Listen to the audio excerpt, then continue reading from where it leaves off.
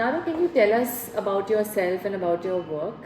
I'm Naro, so I'm a physician by training. So I'm a full-time researcher and a trialist now, and I work mainly in the domain of maternal and child health, and my key areas of expertise are vaccinology and public health surveillance. You were a part of the leadership journey for Women Lift Health, and can you tell us about the leadership project that you did as a part of that journey?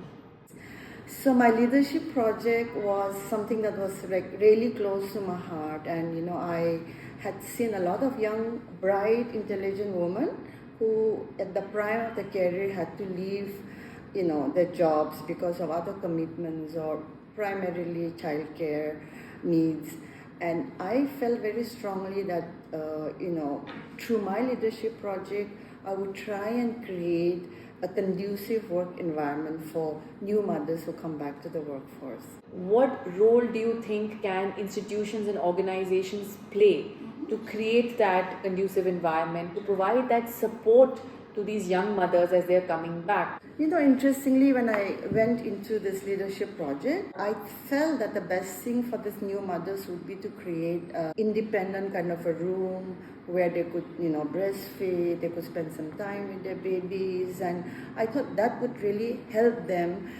But when I started talking to this woman, I was very surprised and taken aback because for them, that was secondary, and primary was every woman that I talked to, they felt that they were not being heard, so when they come back, maybe their immediate supervisor or, the manager or the HR department, whoever it is, they wanted them to sort of understand what they went through, and they felt that that was missing, at least the woman that I talked to. So it was really interesting, and I was like really touched by it. So I tweaked my leadership project a little bit to get in that part. So we sort of thought that, at least in my organization, when a new mother comes back to work, we thought, at the least we can do is just send a welcome back kind of a mail, like ensure that she gets time with her immediate supervisor to share how she plans to go about,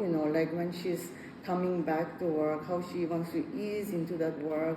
So that kind of a thing was something which I did not expect to find, and it was quite amazing. And every woman that I spoke to, some had older children, some younger, but every single one had memories or bad memories because people did not really hear them, so that was something that... I remember when I was a young mother, I would face indirectly a lot of people would be hesitant, especially the men, to give me more work, or they would be like, oh, don't you feel guilty that you're doing so much work? And I think those are the kind of things that some kind of sensitization needs to happen somewhere. And I think the points that you are making are so important, that we need to move beyond the transactional things to more relational aspects. What's your vision for this project? My vision is mothers everywhere, all mothers who are working, they are heard, and within that context they are given a little bit of that,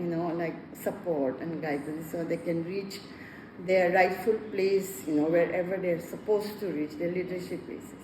I am so excited to hear that you have a broad vision that's so inclusive, that the image that jumps into our mind is a woman coming back to a proper office, yes, a brick and mortar building, and saying, but you are saying that no, let's really make it much bigger and all encompassing.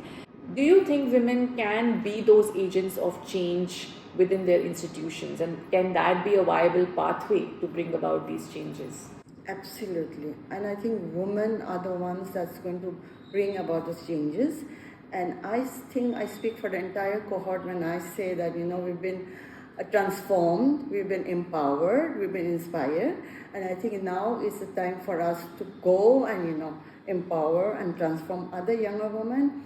And I think in terms of bringing about change, sometimes we women, we ourselves feel that, we are being judged. Many times that's not true. So I don't think we should think so much about, what the others or the opposite gender is thinking about us, but just just go ahead and do it. I mean, it doesn't matter, just go ahead. Take small steps, but do it.